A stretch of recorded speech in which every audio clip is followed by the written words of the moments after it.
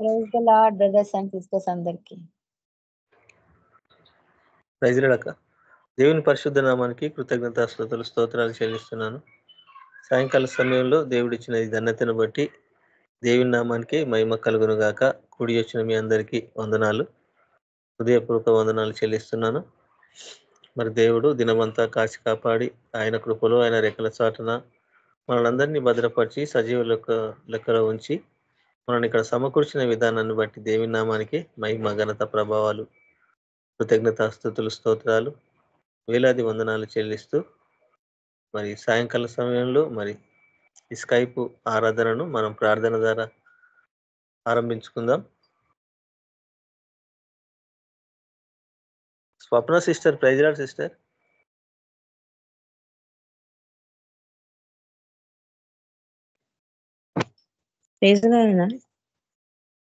Starting praise చేయండి sister.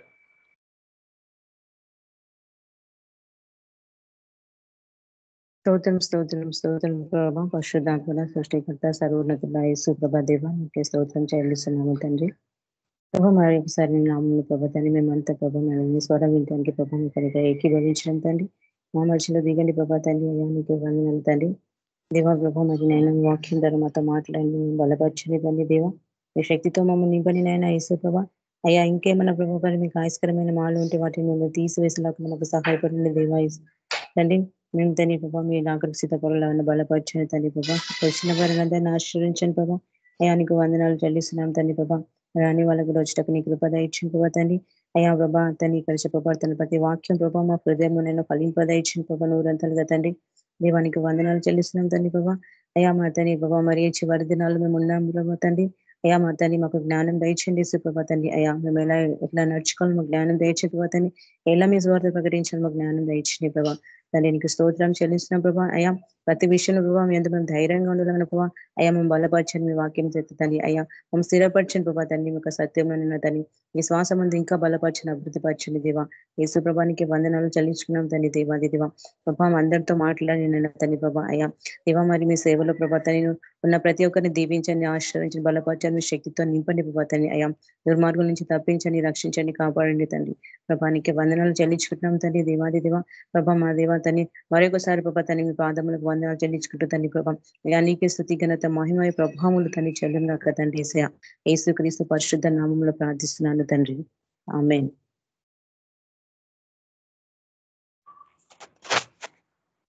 ఆమేన్. Praise lord sister. Thank you. Glory sister, praise lord. మీరు ఒక పాట పాడండి సిస్టర్. Praise lord brother. నన్ను కాచిన యేసునికే జీవితమంతా స్తుతి పాడనా. నన్ను పిల్లచిన నాదునికే నా హృదయము నేను అర్పించనా. నన్ను కాచిన యేసునికే జీవితమంతా స్తుతి పాడనా. నన్ను పిల్లచిన నాదునికే నా హృదయము నేను అర్పించనా. ఆరాధన ఆరాధన ఆరాధన ఆరాధన. హల్లెలూయా హల్లెలూయా హల్లెలూయా హల్లెలూయా. ఆరాధన ఆరాధన ఆరాధన ఆరాధన. హల్లెలూయా హల్లెలూయా హల్లెలూయా హల్లెలూయా. నన్ను కాచిన యేసునికే జీవితమంతా స్తుతి పాడనా. నన్ను పిల్లచిన నాదునికే నా హృదయము నేను అర్పించనా. పావన సుతుడా పాపరహితుడా నీకే స్తోత్రములు. మరణపు విభుడా మృత్యుంజయుడా నీకే వందనము. పావన సుతుడా పాపరహితుడా నీకే స్తోత్రములు. మరణపు విభుడా మృత్యుంజయుడా నీకే వందనము. నీ ప్రేమ తెలియక తిరిగిన నేను దోషినైతిని నీ తీర్పులో. నీ ప్రేమ తెలియక తిరిగిన నేను దోషినైతిని నీ తీర్పులో.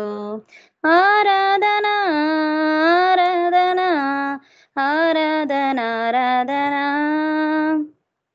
హల్లెలూయా హల్లెలూయా హల్లెలూయా హల్లెలూయా.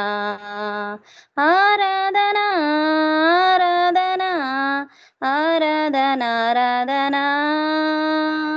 హల్లెలూయా హల్లెలూయా హల్లెలూయా హల్లెలూయా. నన్ను కాచిన యేసునికే జీవితమంతా స్తుతి పాడనా. నన్ను పిలచిన నాదునికే నా హృదయము నేను అర్పించనా. మోడైపోయిన నా జీవితము చిగురింపజేసితివి. ఎండిపోయిన నా హృదయమునకే నీ ప్రేమ నేర్పితివి. మోడైపోయిన నా జీవితమును చిగురింపజేసితివి.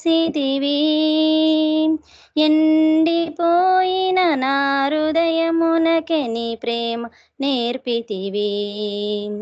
అశాంతి నిండిన ఈ లోకములో శాంతి చూపిన నా యేసువా. అశాంతి నిండిన ఈ లోకములో శాంతి నా యేసువా.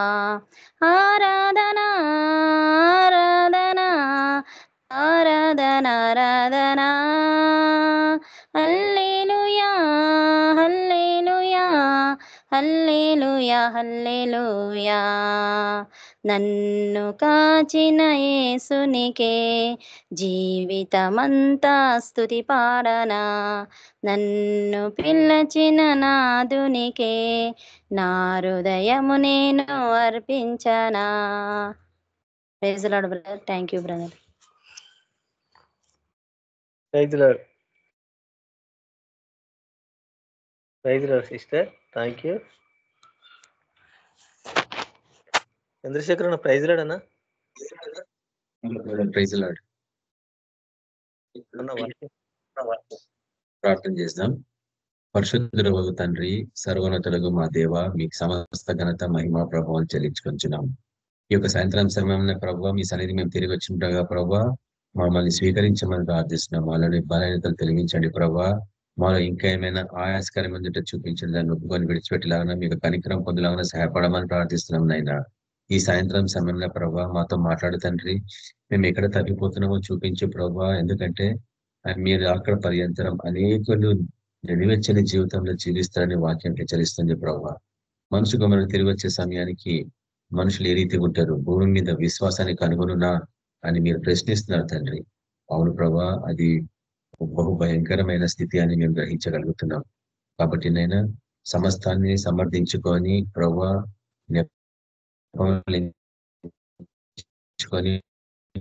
మనుషులు మరి ప్రభా మీ అందు ఆసక్తి కలిగి మీ కొరకు సమయం గడిపేవారు బహు కుటుంబం మంది నైనా.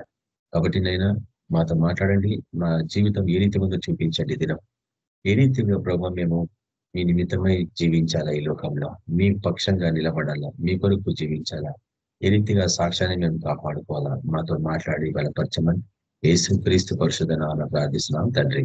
ఆమేన్. యేసుక్రీస్తు నామమున మీకు అందరికీ శుభాభివందనములు. ఈ దినం మనము నాజీలు చేపట్ట జీవితానికి సంబంధించిన వాక్యాలని చివరి భాగంగా చూసుకోబోతున్నాము. ఇది లాస్ట్ భాగం అన్నట్టు.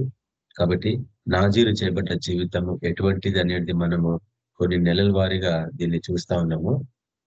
ఇది 5 దశలుగా ఉంటుందన్న విషయాన్ని మనం గ్రహించగలిగినాం. మొదటి దశ రక్షణ అనుభవము, రెండవ దశ స్వీయ జీవితము లేక శరీరాత్మ పోరాటము, మూడవది త్యాగం చేసుకోవడము, త్యాగపూరితమైన జీవితము, నాలుగవది సేవకుడి జీవితం లేక పనివాడి జీవితము, ఐదవదిగా దాసుని జీవితం. కాబట్టి ఈ 5 దశలు క్రైస్తవ జీవితంలో ప్రతి ఒక్కరు పరిశీలించుకోవాల్సిందే. వాళ్ళు ఎవరైనా కానీ, వాళ్ళు సామాన్య ప్రజలే కావచ్చు, వాళ్ళు దేవుని సేవకులే కావచ్చు, దేవుని యాజకులే కావచ్చు. ఎందుకంటే దేవుని దృష్టిలో అందరూ సమానమే. కాబట్టి ప్రతి ఒక్కరిని దేవుడు తన బిడలుగా ఏర్పరచుకున్నాడు. రక్షణ పొందని వారు కూడా తన బిడలే. అది మనకు గ్రహించాల. ఎందుకంటే ప్రతి శరీరియు నాదే అంటాడు. ప్రతి ఆత్మ నాదే అంటాడు దేవుడు. కాబట్టి ప్రతి మనిషి, ప్రతి జీవి ఆయన నుండి వచ్చిన వాళ్ళే. కాబట్టి సమస్తము ఆయనకి సంబంధించిందే. మనమందరం ఆయన వారమే. కాబట్టి ఒకరు ఏంటంటే ఈ లోకంలో తప్పిపోయిన వారు చీకట్లో నడుస్తున్నారు, ఇంకొకరు చీకటి నుంచి వెలుగులోకి వచ్చిన వాళ్ళు. అంతే తేడా. అయినా కానీ ఆయన ప్రణాళికలో ఇతరులు కూడా ఉంటారన్న విషయాన్ని మనం గ్రహించాల. మొదటి నుంచి కూడా దేవుడు రక్షింపబడ్డవారు, ఆయన కొరకు నాజీలు చేపడ్డ జీవితంలో జీవిస్తున్నవారు, ఆయనకు దూరంగా ఉండి జీవిస్తున్న వారిని కూడా ఆయన సేవకు ఏర్పరచుకుంటే నేను చూపించిన ఎన్నిసార్లు. ఫరో నా సేవకుడు అన్నాడు, నెబుకద్నెజర్ నా సేవకుడు అన్నాడు. కాబట్టి దేవుడు అనేక పర్యాయాలు అన్యులను కూడా ఆయన పని కొరకు ఏర్పరచుకున్నాడు అన్నట్టు. ఎందుకంటే ఈ లోకము యథావిధిగా వెళ్ళాలంటే అనేకులు కావాలని, ప్రతి ఒక్కరు కావాలా. దీనికి ప్రైమ్ మినిస్టర్ కావాలా, ఈ దేశానికి అమెరికా దేశానికి ప్రెసిడెంట్ కావాలా, వాడు రక్షణ పొందిందా లేదనేది కాదు. ఈ దేశము ముందుకు కొనసాగాల, దాని చర్యలన్నీ ముందుకు కొనసాగుతూ పోవాలా అంటే మటుకు ఆయన ఎవరినో ఒకరిని ఎన్నుకోవాలి. రక్షణ పొందిన వారు ఎంతమంది ప్రైమ్ మినిస్టర్ కాగలరు ఈ దేశంలో? ఇది మనుషులకు అసాధ్యము, కానీ దేవుడికి సమస్తం సాధ్యం అనేసి ఎప్పుడన్నా ప్రార్థన చేస్తామా అంటే అటువంటి ప్రార్థనలు మనం చెయ్యము. వాడు ఉండొద్దు అన్ని ప్రార్థన చేస్తాం, కానీ మనవాడు ఎవడన్నా రావాలని మటుకు ప్రార్థన చేయమన్నట్టు. ఎందుకంటే అది ఆత్మ నడిపింపు అన్నట్టు. కాబట్టి రక్షణ అనుభవంలో కృతజ్ఞ జన్మ అనుభవం అంటాము. అది 3 దశలని కూడా మనం చూస్తాం కదా. మారు మనసు నిమిత్తమై రక్షణ పొందినవాడు, పాప క్షమాపణ పొందినవాడు అన్న విషయం మనం చూస్తాం. కొత్తగా జన్మిస్తేనే కానీ పరలోక రాజ్యం చూడడు అన్న విషయం మనం ధ్యానించినాం. అదే రీతిగా అప్పుడు నీటి మూలంగాను ఆత్మ మూలంగాను జన్మిస్తేనే పరలోక రాజ్యంలో ప్రవేశించడం కూడా చూస్తున్నాం. కాబట్టి రక్షణ అనుభవం అనేది 3 దశలు. ఈ 3 దశల అనుభవం తర్వాత 2వ దశ శరీరానికి ఆత్మకి పోరాటం. దాన్ని స్వీయ జీవితం అంటాం, లేక సెల్ఫ్. ఈ సెల్ఫ్ జీవితం, ఈ 2వ దశ బహు కష్టతరమైంది క్రైస్తవ జీవితంలో. ఎందుకంటే నీకు శరీర బలహీనతలు ఎన్నో ఉంటాయి. రక్షణ అనుభవం లేనప్పుడు ఆ కోరికలు తీర్చుకున్నావు. రక్షణ అనుభవం పొందుకున్నాక ఆ కోరికలని తీర్చుకోవాలని వెంటాడుతూ ఉంటది ఆ ఆత్మ, ఈ లోకపు ఆత్మ. కానీ దాన్ని ఛేదించుకోవడానికి దేవుడు నీకు ఒక ఆత్మను అనుగ్రహిస్తా ఉన్నాడు. కానీ దేవుని ఆత్మకి నువ్వు చోటు ఇవ్వకపోతే ఈ పోరాటంలో నీ శరీరమే గెలుస్తుంది, ఆత్మ ఓడిపోతుంది అన్నట్టు. అది బహు కష్టతరమైన జీవితం. ఎందుకంటే ఈ స్వీయ జీవితము ఎంత శ్రమతో కూడిందంటే, రోమిల రాష్ట్ర పత్రికలో 8వ అధ్యాయం మనం చూసినాము, గలతీ రాష్ట్ర పత్రిక 5వ అధ్యాయం కూడా చూస్తూ ఉంటాం మనము. దేవుని ఆత్మ చేత నడిపింపబడ్డవాడు శరీర కోరికలను తీర్చుకోడు, వాటిని తృణీకరిస్తాడు అన్నట్టు. కాబట్టి ఆత్మ అనుసారంగా జీవించిన వాడు దాని ఫలము పొందుకుంటాడు అని మనం గలతీ రాష్ట్ర పత్రిక 5వ అధ్యాయంలో చూస్తూ ఉంటాం అన్నట్టు. కాబట్టి 2వ దశ బహు కష్టతరమైంది. సేవ పరిచర్యలో, నీ సేవలో అనేక మంది రక్షణ పొందినప్పుడు వారు ఏ దశలో ఉన్నారో నువ్వు గ్రహించాలా, గ్రహించి వారికి సహాయకుడిగా ఉండాలా. అందుకే పరిచర్య అంత సులభమైంది కాదు, సులువైందే కాడి. ఎందుకంటే అది ప్రభు ఇచ్చింది కాడి, కానీ కాడి అది సులువైనా కానీ అది కాడినే. ఆయన భారము తేలికైనా కానీ భారమే. కాబట్టి ఆ భారము కలిగిన వాడు ఎట్లా జీవిస్తాడు? శరీరాన్ని ఛేదించుకోవాలా ప్రతిరోజు. అందుకు ఉపవాస ప్రార్థనలు చాలా అవసరం. ఎటువంటి హెల్త్ సిచ్యుయేషన్లు ఉన్నా నువ్వు ఉపవాసం ఉండగలవు. కొంతమంది డయాబెటిక్ ఉంటారు, వాళ్ళు ఏం చేస్తారు, లిక్విడ్స్ తీసుకొని ఉపవాసం ఉంటారు, లేక ఒక పూట ఉపవాసం ఉంటారు. లిక్విడ్ ఆ టైంలో సమ్ లిక్విడ్స్ తీసుకుంటారు, సాలిడ్ ఫుడ్ తీసుకున్నట్టు. కాబట్టి బట్ ఉపవాసం మటుకు ఉంటారు అన్నట్టు. ఆ ఉపవాస ప్రార్థన ద్వారా వారు ఆ యొక్క స్వీయ జీవితంలో విజయం పొందగలరు. అంటే శరీరాన్ని, నీ శరీరమే నీ శత్రువుని వాక్యం ఉంది కదా, దాన్ని ఛేదించుకోవాలా, దాని మీద విజయం పొందాలంటే 2వ దశ బహు కష్టతరమైంది. అందుకే కృతజ్ఞ జన్మించిన వారు తరచుగా ప్రార్థన జీవితంలో, బైబిల్ మెడిటేషన్, బైబిల్ స్టడీలో ఎక్కడన్నా పబ్లిక్ మీటింగ్స్ అంటే పోయి కూర్చోవాలి అక్కడ సాయంత్రం పూట ఒంటరిగా జీవించొద్దు. ఒంటరిగా జీవిస్తే శరీరము దాని కోరికలను తీర్చుకోనికి పరిగెత్తిస్తూ ఉంటుంది. నీ ఆత్మ ఏం చేస్తుంది? శరీరం అంత బలమైంది అన్నట్టు. అందుకే దేవుడు అంటాడు, నరులందరూ తమ హృదయంలో శరీరానుసారంగా జీవించేవారు అంటాడు. అంటే వారికి ఎంత అవకాశం ఇచ్చినా కానీ వాళ్ళు ఇంకా శారీరకంగానే జీవిస్తారు అంటాడు. ఆ యొక్క ఆదమం తగ్గిపోయినాక అక్కడ చూస్తే మనం దేవుడు మనిషిని ఎందుకు పుట్టించాలని బాధపడిన ఒక్క స్థలంలో ఉంటుంది బైబిల్ అంతటా. కానీ దేవునికి మనిషిని సృష్టించాలా, మనిషితో పాటు జీవించాలని ఎంతో ఆశ. ఈ సృష్టిలో ఎన్నో జీవరాశులు ఉన్నాయి, రకరకాల జీవరాశులు, ఎన్నో ప్రపంచాలు ఉన్నాయి. కానీ అందులో ఉన్న ఏ జీవి అతనికి ఇష్టం లేదు వాళ్ళతో పాటు సహవాసం చేయాలని. కానీ మనిషితో పాటే సహవాసం చేయాలని అనుకుంటాడు. ఈ సృష్టిని అంతా సృష్టించిన వాడు. ఉదాహరణకి చూడండి, ఆకాశము నా సింహాసనము అంటే ఆయనకి ఇంకా తల నుంచి అరికాల వరకు ఎక్కడ లేదు స్థలం, పెట్టలేమన్నట్టు చెప్తాడు. అంత వైభవమైన మహా ఆకాశము కేవలమైన సింహాసనం. తర్వాత భూమి తన పాదపీఠం అంటే ఆయన కాళ్ళ కింద ఎంత చిన్నగా ఉంది భూమి ఊహించుకోండి. పాదపీఠం అంటే ఏంది? స్టూల్ అంటాం కదా, చిన్న స్టూలు. ఈ భూమి చిన్న స్టూల్ అయిన కాళ్ళ కింద, ఆకాశము జస్ట్ ఒక కుర్చీ ఆయనకి, ఒక సింహాసనం. కానీ ఆయన అవి రెండింటిని విడిచిపెట్టి మనిషి హృదయంలో నివసించాలనుకుంటున్నాడంటే మనిషి హృదయం ఎంత పెద్దదో ఊహించుకోండి. ఆకాశం కంటే భూమి కంటే మరీ పెద్దది అన్నట్టు. అందుకే ప్రతి ఆత్మ మనిషి హృదయంలో వచ్చి కూర్చొని ఆశపడతా ఉంటాయి. అవి దురాత్మలే గాని మంచి ఆత్మలే గాని. ఎందుకంటే మంచి ఆత్మలు ఎట్లుంటాయి బ్రదర్ అని మీరు చాలా మంది అడగచ్చు ప్రశ్న. హెబ్రీ రాష్ట్ర పత్రిక 11వ అధ్యాయం చూస్తాం. పూర్వీకుల రక్షింపబడిన వారి ఆత్మలు కూడా మనకు సహాయం చేయడం కొరకు మనల్ని ఆవరించి ఉన్నారని చెప్పాడా? గొప్ప సాక్షి సమూహము మేఘము వలె మనలను ఆవరించి ఉన్నది అనుంది అక్కడ వాక్యం. దానికి ఎవరు విరుద్ధంగా చెప్పగలరు? వాక్యం సరిగా చదవని వాళ్ళే విరుద్ధంగా చెప్తా ఉంటారు. కానీ మనం తిరిగి చూపిస్తా ఉంటాం వాళ్ళ మీద కోపము ద్వేషం ఏం చూపించము. దీనికి ఏం సమాధానం ఇవ్వలేరు మీరు అని చెప్తాను. ఒక వాక్యం చూపిస్తే మీరు సమాధానం ఇవ్వలేని చెప్తా అంటాను. చూపియండి బ్రదర్ అంటారు, చూపిస్తాం. దాని తర్వాత నోరు మూసుకుంటారు, ఎప్పటికి తెరవరు నోరు. ఎందుకంటే వారికి అది చదవలేదా అంటే మనం చాలాసార్లు చదివినారు ఆ వాక్యం. కానీ వాళ్ళకి ఎందుకు అది ఓపెన్ కాలేదంటే పరిశుద్ధాత్మ నడిపింపు ఉండాలా, గంటలు ప్రార్థన చేసేవాడు అయి ఉండాలా. అమావాస్యకి పౌర్ణమికి ప్రార్థన చేసేవాడితో దేవుడు ఎట్లా సహవాసం కలిగి ఉండగలడు? అసాధ్యం అన్నట్టు. మరి విశేషంగా కష్టాలు ఉన్నప్పుడు ఉపవాసం ఉంటారు, ఉత్తప్పుడేమో లోకానుసారంగా జీవిస్తారు. ఆచారబద్ధమైన ప్రార్థనలు ఉంటాయి. అప్పుడు ఏం జరుగుతుంది? కష్టాల కాలంలో చేసిన ఉపవాసము అంతకుముందు చేయని దినాలకి సమానం అయిపోతుంది. అది సరిపోదు. కాబట్టి ఈ స్వీయ జీవితం నుంచి బయటికి రాగలగాల, అది మనం తీర్మానించుకోవాలా. నేను ఎట్టి పరిస్థితుల్లో సాయంత్రం ఉద్యోగం నుంచి ఆ యొక్క వైన్ షాప్ కి పోను, కళ్ళు కొట్టుకు నేను పోను, నేను స్ట్రైట్ చర్చికి వెళ్తాను. ఎక్కడన్నా వర్షిప్ ఉంటే అక్కడ పోయి కూర్చుంటా అని నువ్వు తీర్మానించుకున్నప్పుడు ఏమవుతుంది? నీ శరీర కోరికలను తీర్చుకోవన్నట్టు. ఇవి పాస్టర్స్ చర్చెస్లలో పలానా బ్రదర్ తాగుతాడు, సిగరెట్ చేస్తున్నాడు, పలానా సిస్టర్ పలానా జీవితం జీవిస్తుంది అంటే నువ్వు చెప్పలేని స్థితిలో ఉన్నావు. ఈరోజు ఖండించకపోతే వాడు ఎట్లా తెలుసుకుంటాడు? వాడు పాపంలో ఉన్నట్టు ఎట్లా తెలుసుకుంటాడు? సమర్థించుకుంటాడు, పాపాలు ఒప్పుకుంటాడు, బలలో పాల్పొందుతాడు, తిరిగి వెళ్తా ఉంటాడు, రోగగ్రస్తుడి కాలాన్ని ముగించుకుంటాడు. వాక్యానుసారంగా ఉండదు. కాబట్టి స్వీయ జీవితము బహు ప్రాముఖ్యమైనది మనందరికీ.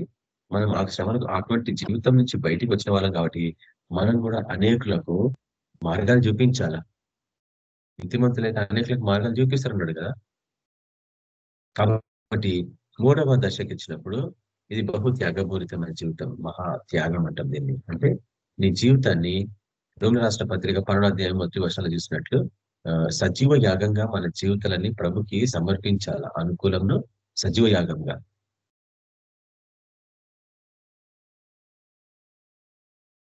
ఎందుకంటే ఆయన మన మీద ఎంతో కనికరాన్ని రూపాన్ని చూపించిన వాడు. మన కొరకు ఏ రీతిగా త్యాగం చేసుకుంటూ తన జీవితాన్ని మనం రక్షించడం కొరకు మనం కూడా ఆయన కొరకు అదే రీతిగా సజీవ యాగంగా సమర్పించుకోవాలంటే నువ్వు ప్రతిరోజు బ్రతికిన దానివే అయినా కానీ నువ్వు వదులు తేపట గొరకల జీవితమే అనేది అట్లా త్యాగం చేసుకోవాలా. ఈ లోకంలో చాలా మంది వ్యతిరేకించవచ్చు నిన్ను, కానీ మనము త్యాగం చేయబడ్డ వారము అంటే బలి అర్పించబడ్డ వాళ్ళము అని ఆ వాక్యం హెచ్చరిస్తుంది. మనం 4వ దశలో మనం చూసినాము పనివాడు లేక సేవకుడు. వీడు క్రైస్తవ సేవ జీవితంలో ఏ రీతి ఉంటారు అనేది మనం చూసినాము. లూకా సువార్త 14వ అధ్యాయంలో మన ప్రభువే జ్ఞాపకం చేస్తాడు. తన కుటుంబం కంటే, తన పిల్లల కంటే, తన కంటే ప్రభుకి ఎవరు ప్రాధాన్యత ఇస్తారో వాడే నిజమైన సేవకుడు లేక శిష్యుడు అంటాడు అక్కడ. కాబట్టి ఒక శిష్యుడిని ఎవడైనా వెంబడిస్తాడు, తర్వాత సాయంత్రం పూట ఇంటికి వెళ్తాడు. కానీ ప్రాధాన్యత మటుకు క్రీస్తుకి ఇస్తాడు అన్నట్టు. అది సేవకుని పరిచర్య. కానీ మనము గత 3 వారాల నుంచి బాండ్ సర్వెంట్ లేక క్రీస్తు దాసుడు, క్రీస్తు దాస్ అని పేరు పెట్టుకుంటారు కదా, అదే అన్నట్టు విధానం. క్రీస్తు దాసుడు అంటే ఆ పేరు పెట్టుకోవద్దు. ఎందుకంటే పెట్టుకొని దాని ప్రకారంగా జీవించలేని చాలా మంది కనిపిస్తూ ఉంటారు. ఒకరు పెట్టుకుంటే మటుకు నిజంగా దాసుడిలాగా ఉండగలమా? కాబట్టి మనం చూస్తున్నాము గత 2 వారాల నుంచి సంపూర్ణమైన నాజీరు చేపట్ట జీవితము లేక ప్రత్యేకింపబడి ప్రభు కొరకు జీవించే జీవితము ఈ యొక్క దాసుని జీవితం అన్నట్టు. దేవునికి వీళ్ళు చాలా ఇష్టం అన్నట్టు దాసులు. ఎందుకంటే నేను రీసెంట్లీ న్యూస్ పేపర్లో రతన్ టాటా గురించి చదువుతా ఉన్నాను. రతన్ టాటా దగ్గర 2,000 కోట్ల రూపాయలు ఉండే ఆయన చనిపోయటానికి. 2,000 కోట్ల విలువ గల ఆస్తులుండే, పెద్ద పెద్ద భూములు, పెద్ద పెద్ద ఇండ్లు, బ్యాంకు బ్యాలెన్స్లు కోట్లల్లా ఉన్నాయి. ఆయనకి పిల్లలు లేరు, ఆయన పెళ్లి చేసుకోలేదు, ఆయన చనిపోయాడు. అయితే అందులో ఎక్కువ శాతము ఎవరికి రాసింది తెలుసా? డబ్బులు తనకు జీవితాంతము సమర్పించుకొని చేసిన ఒక యవనస్తునికి ఇచ్చిండు. దాని తర్వాత అతని పనివాడికి ఇచ్చిండు, అంటే ఇంటి పనులు చేసేవాడు ముఖ్యంగా. మూడో వ్యక్తి వంట వండేవాడు. తర్వాత డ్రైవర్స్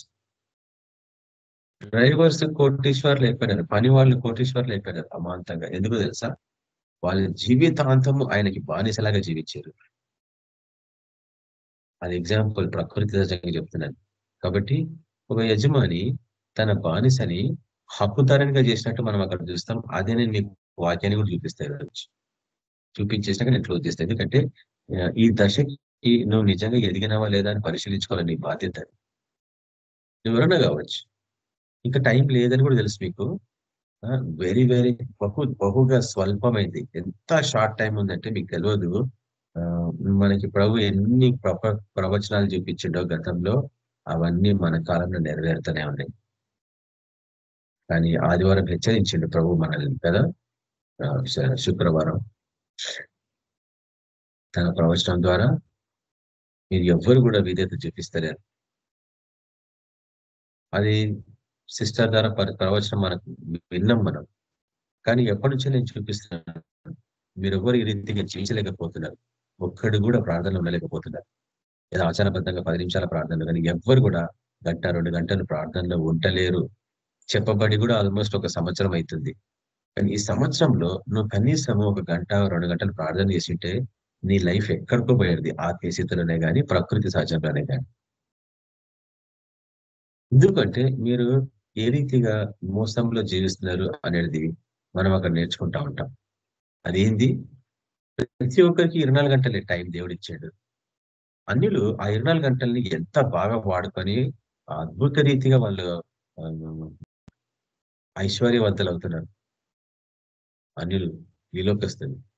కానీ నువ్వు ఎక్కడిష్ట గొంగలు ఎక్కడలాగానే ఉండిపోయినావు. సొంతంగా ఏం సంపాదించుకోలేకపోతేవి, వచ్చినట్లు డబ్బులు ఖర్చు అయిపోతున్నాయి. ఏం సేవింగ్స్ లేవు నీకు. పిల్లల్ని ఎట్లా చదివించుకుంటారు? పిల్లల్ని ఎట్లా భవిష్యత్తులో వాళ్ళని మీరు పైకి తీసుకొని వస్తారు? వాళ్ళు పెద్దగా పెళ్లిళ్ళు అయ్యే టైంకి మీ దగ్గర ఏమైనా ఉంటాయా డబ్బులు? ఏముండవు. ఎందుకు ఉండవంటే మీరు ఆ రీతిగా అభివృద్ధి పొందలేకపోతున్నారు. ఆత్మీయ స్థితిలో ఎవరు ఇంకా పరిశుద్ధ పర్వతానికి ఎక్కగలిగిన, పరిశుద్ధ స్థలంలో ఎవరు ఇంత నిలబడగలిగిన, ప్రభుత్వ పాటు అక్కడ కూర్చొని సింహాసనాల మీద ఆ మీటింగ్స్లలో ఎవడు పాల్గొన్నాడు? ఈ అనుభవాలే లేవు కదా. గ్రామాలకు పోయి ఎప్పుడన్నా సేవ చేయగలిగినరా? గుడులలో పోయి ఎప్పుడన్నా సేవ చేయగలిగినరా? దయ్యాలు వెలగొట్టగలిగినరా? రోగులను స్వస్థపరచగలిగినరా? మార్కు సువార్త 16వ అధ్యాయంలో మనం చూస్తాం కదా, 16వ వచనంలో, నా యందు నమ్మిక ఉంచిన వాడి వలన ఈ సూచక్రియలు కనబడను. ఎన్ని సూచక్రియలు మీ జీవితంలో కనబడ్డాయి చెప్పండి. మార్కు సువార్త 16వ అధ్యాయం 16వ వచనం చూపించినట్లు, నా నామమున రోగుల స్వస్థపరచుదురు, దయ్యమని వెలగొట్టుదురు. ఎన్నో ఉన్నాయి కదా అక్కడ కార్యాలు. అవి ఏమన్నా మీరు చేయగలుగుతున్నారా? అంటే మీరు నిజంగా నమ్మలేదన్నట్టు కదా యేసుప్రభుని. ఆయన ఎందుకు నమ్మిక ఉంచిన వాడి వలన ఈ సూచక్రియలు కనబడని ఉంటుంది. అవి ఏ సూచక్రియలు నీలో కనబడలేదంటే నువ్వు నిజంగా నమ్మలేదన్నట్టు కదా యేసుప్రభుని. బహు డేంజర్ కదా నీ స్థితి ఈ రోజు.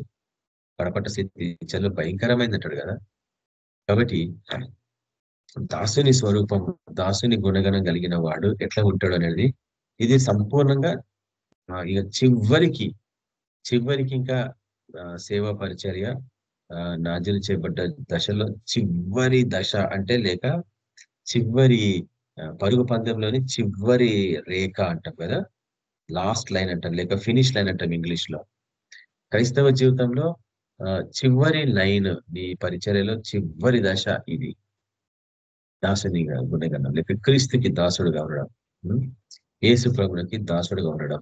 కాబట్టి ఈ దాసుడు అనే వాని జీవితం ఎట్లుంటుంది అనేది నేను గత 2 వారాల నుంచి మీకు చూపిస్తా ఉన్నాను.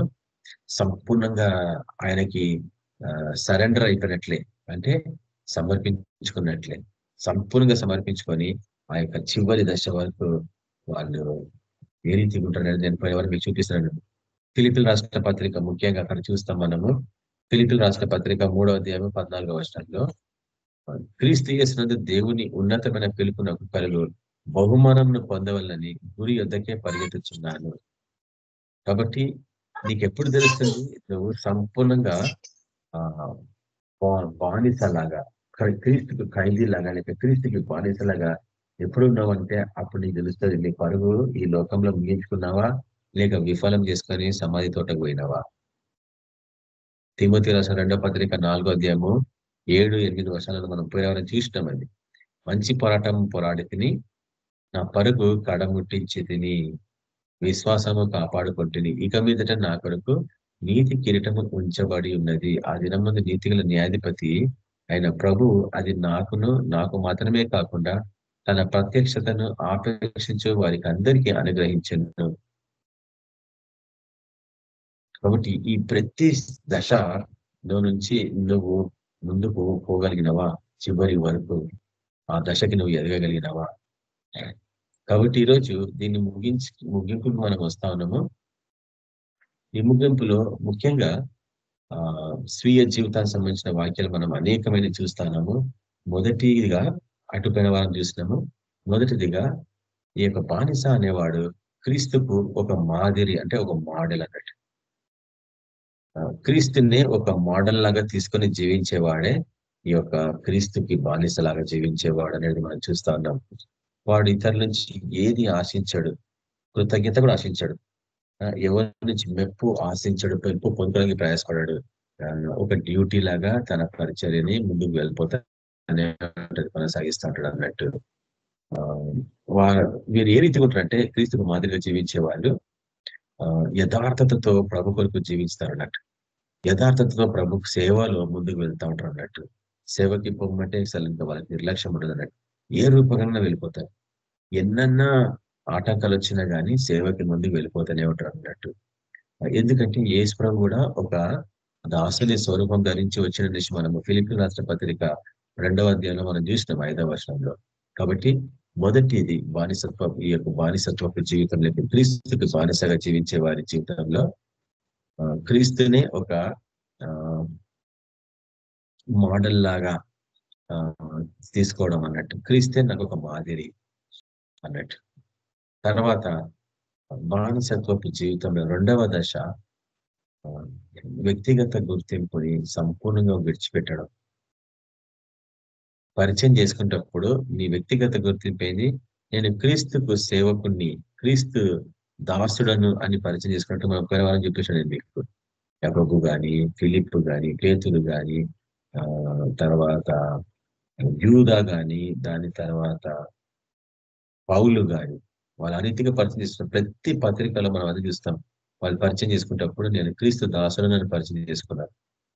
తర్వాత మూడవదిగా ఈ యొక్క బానిసత్వపు జీవితంలో లేక దాసుని జీవితంలో ఆ, ప్రభువుని వెంబడించడం కొరకు సంపూర్ణంగా ఈ లోకాన్ని తృణీకరించిన జీవితం అన్నట్టు.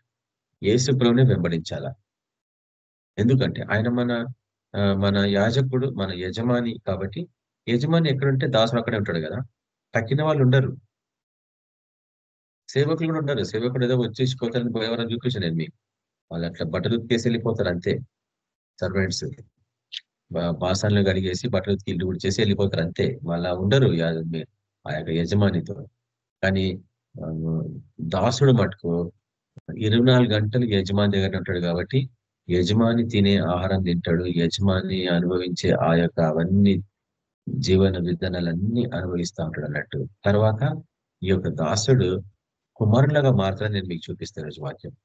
ఆ దశకు వచ్చిన వెంటనే కానీ నీ ద్వారా విశేషమైన అద్భుతాలు, స్వస్థతలు, గొప్ప కార్యాలు జరగవు. అది చూపిస్తాం మీకు వాక్యం త్వరలో చూడండి. కాబట్టి మనము ఈ లోకం దృష్టిలో చచ్చిన వారము, నశించిన వారము, ఆయన మనల్ని కొనుక్కున్నాడు కాబట్టి మనం ఆయనకి దాసులం. అది పాయింట్ మటుకు అర్థం చేసుకోవాలా. కాబట్టి మూడవదిగా ఇందాక చూసినట్లు యేసు ప్రభుని సంపూర్ణంగా మనము ఆయన పరిచర్య కొరకు ముందుకు కొనసాగాల అనేది మూడవ దశ. నాలుగవ దశలో పోయిన వారం నేను బహు దీర్ఘంగా దీన్ని చూపిస్తాను మీకు. నేను దేవుని క్రీస్తునే సంతోష పెట్టేవారు వీళ్ళు బానిసలు. దాసుడు క్రీస్తుని సంతోషపరిచేవాడు కానీ మనుషులని కాదు. మనం ఎప్పుడు కూడా మనుషులను సంతోషపరచడానికి ప్రయాసపడద్దు. ఈ విషయం బహు జాగ్రత్తగా మనం వినాలా. బైబిల్ ఏముందంటే do not trust in man అని ఉంది. అంటే మనుషులని ఆశ్రయించొద్దు అని ఉంది వాక్యం. బైబిల్ ఎక్కలేదు మనుషులను నమ్మండి అని. ఎందుకంటే వాడి హృదయం అంతా చెడుతనంతో నిండింది బాల్యం నుండి అని మనం చూస్తాం. కాబట్టి ఎప్పుడు కూడా ఏ మనిషిని మనం నమ్మొద్దు అని వాక్యం హెచ్చరిస్తుంది మరి. కాబట్టి మనుషులని సంతోషపరచడం కొరకు వాడు వచ్చి నేను అడిగినప్పుడు తప్పించుకోకుండా నువ్వేం చేస్తున్నావు, వాడికి ఏదో ఇచ్చేస్తావు, వాడు ఇవ్వడు నీకు. తర్వాత ఎట్టి పరిస్థితుల్లో సమస్యలు వచ్చిపోయినా నీ యొక్క రక్షణను పోగొట్టుకుంటావు, విశ్వాసం పోగొట్టుకుంటావు, చెడ్డ మాటలు తిడతావు, అన్నీ అయిపోతాయి అన్నట్టు. కాబట్టి ఏ మనిషిని నమ్మొద్దు ఈ లోకంలో అని నేను నేర్చుకున్నా. నిజంగానే ఏ మనిషిని నేను నమ్మను. ఎవడు ఎట్లా మారుతుందో తెలియదు మనకి. కాబట్టి మనుషులని నమ్మకుండా యెహోవాను ఆశ్రయించడం నేర్చుకోవాలా. అంటే యెహోవాని నమ్ముకోవాలా అనేది వాక్యం అది. కాబట్టి ఈ యొక్క దాసుని జీవితంలో యేసు ప్రభుని తప్ప మనుషులను సంతోష పెట్టేవాడు కాదు ఈ దాసుడు. ఎందుకు 24 గంటలు అక్కడే ఉంటాడు కాబట్టి. 24 గంటలు యాజకుల దగ్గర లేక ఏమంటాం మన యజమాని దగ్గరనే ఉంటాడు కాబట్టి 24 గంటలు యజమానినే సంతోషపరిచేవాడిలాగా ఉంటాడు అన్నట్టు. మనం అది తీర్మానించుకోవాలా ఒకవేళ ఈ దశలో నువ్వు ఉంటే. ఐదవదిగా దాసుని జీవితం, దాసుని పని ఏంది? క్రీస్తు పరిచారకుడిలాగా ఉండాలా. అంటే ఇతరులకు కూడా పరిచర్య చేయాలా. దాసుని గుణం అది. అందుకే ఈస్టర్ పండుగ రోజు అందరూ కాళ్ళు కడుగుతారు, ప్రతి ఒక్కరు కాళ్ళు కడుతారు. అయితే పోప్ ఫ్రాన్సిస్ చనిపోయినట్లు మీకు అందరూ తెలుసు కదా. ఆయన ఫస్ట్ టైం దగ్గర 200 మంది పోపులు ఇంతవరకు వారి పనులు ముగించుకున్నారు అక్కడ.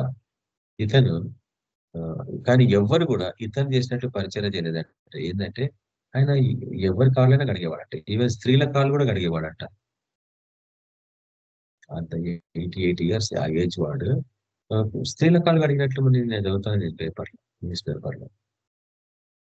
అంటే ఆయన దాసుని గుణం ఎట్లుందనేది మనం అర్థం చేసుకోవాలా. సరే అది మతము అవన్నీ పక్కకు పెట్టేయండి. కానీ మనిషి కదా ప్రాధాన్యత. ఆ మనిషి సౌత్ అమెరికా నుంచి వచ్చి పోప్ అయ్యిందంటే ఎంతో కష్టపడినట్టే కదా, ఎంతో పరిచయం చేసినట్టే కదా, పేదవాళ్ళ మధ్య బాగా సేవ చేసినట్టే, సోషల్ వర్క్ కూడా చేసిందంట. కాబట్టి ఇతరులకు పరిచయం చేసేవాడు ఎఫ్రాస్ గురించి మనం సాక్ష్యం విన్నాం పోయిన వారం. అతను ఏ రీతిగా ప్రార్థనలో దాసుని గుణాన్ని కలిగిన వాడు, ఇతరుల కొరకు ఎంత ప్రయాసపడ్డాడు అని మనం అక్కడ చూస్తున్నాం. అదే రీతిగా పౌలు తీతుకు రాసిన పత్రికలో ఆ విషయాన్ని జ్ఞాపకం చేస్తూ ఉంటాడు. ఆ దేవుని బిడ్డలంట, దేవుని పిల్లలు మంచి కార్యములు చేయడం కొరకు ఎంతో ఆసక్తి కలిగి పరిగెత్తేవారంట.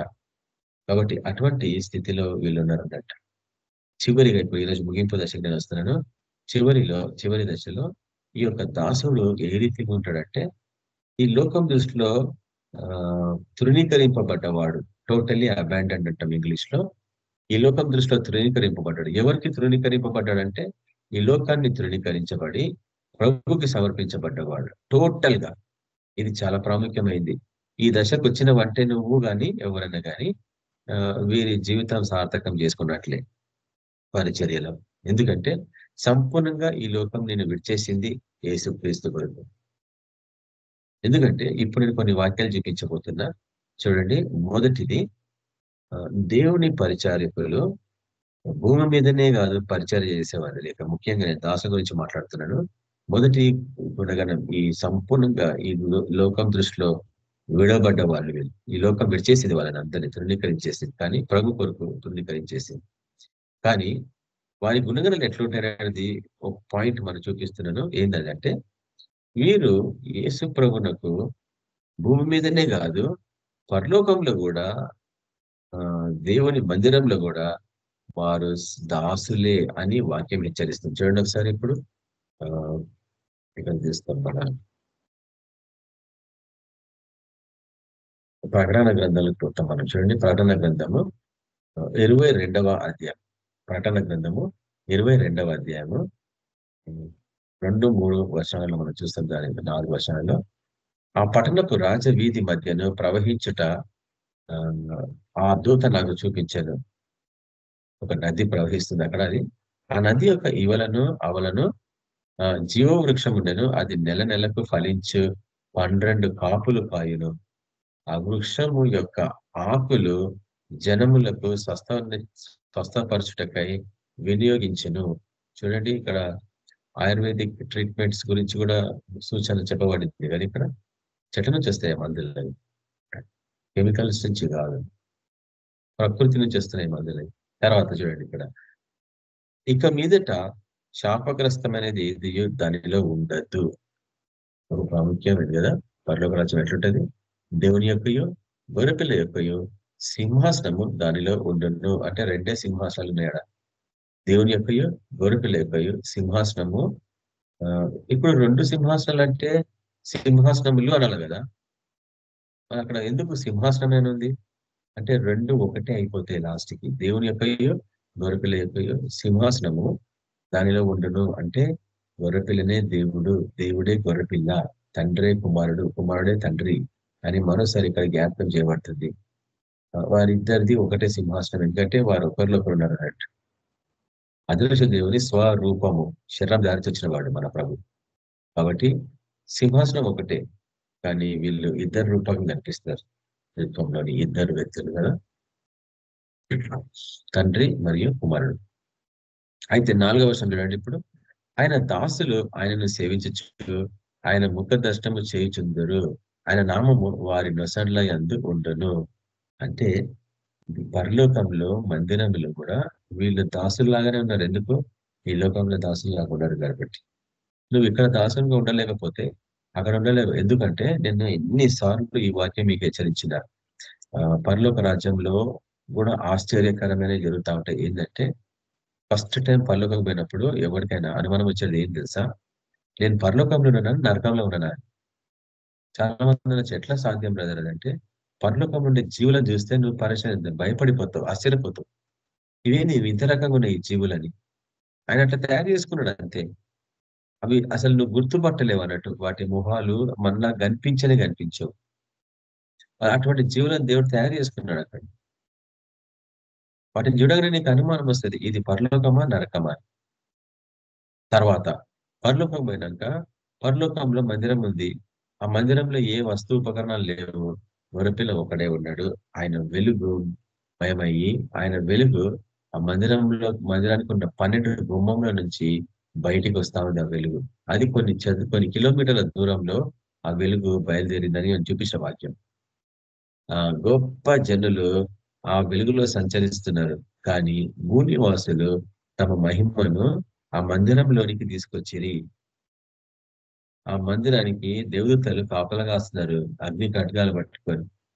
నిషిద్ధమైనది ఏది కూడా అందులో ప్రవహించలేదు. గొర్రెపిల్ల అటువంటి పరిశుద్ధత గలవాడు మన ప్రభు. ఆయన దగ్గరికి పోవాలంటే భూని భూమి భూరాజులు అంటే గొప్ప జన సమూహం తప్ప ఎవరు కూడా అందులోనికి అడుగు పెట్టలేరు. అదే లాస్ట్ చాలా కాలం కింద రికార్డింగ్స్ లో నేను చూపించిన దీర్ఘంగా ఈ భూరాజులు అంటే ఎవరు, వాళ్ళు చేసే పనులు ఏందని. కాబట్టి ఆయన నామము వీరి నొసట్ల యందు ఉందని నేను మీకు ఎన్నిసార్లు చూపిస్తుంటున్నాను. ముఖ్యంగా 7వ అధ్యాయంలో ప్రకటన గ్రంథం 7వ అధ్యాయము, ప్రకటన గ్రంథం 14వ అధ్యాయంలో వారి నుదుట ఈయన ముద్రించుకున్నాడు, సీల్ చేసుకున్నాడు పరిశుద్ధాత్మ ద్వారా, అగ్ని ద్వారా. కాబట్టి ఆయన నామం వాళ్ళ మీద ఉంది. కాబట్టి వాళ్ళు ప్రతి రోజు అక్కడ ఆయన దాసులు ఆయనను సేవించచ్చు, ఆయన ముఖ దర్శనము చేయుచుందురు. ఎందుకంటే 24 గంటలు వీళ్ళు దాసు దగ్గర ఉన్నారు ఈ లోకంలో. కాబట్టి 24 గంటలు దాసుడు మాట్లాడాలి, వింటున్నాడు, దాసుని చూస్తా ఉన్నాడు. దాసులు తప్ప ఎవ్వరూ యేసు ప్రభువుని చూడలేరని కూడా ఇక్కడ ఇంకొన్ని రూపంగా చూపించగల వాక్యం. చూడండి ప్రకటన గ్రంథం 7వ అధ్యాయంలో ఇక్కడ మనం చూస్తున్నాము.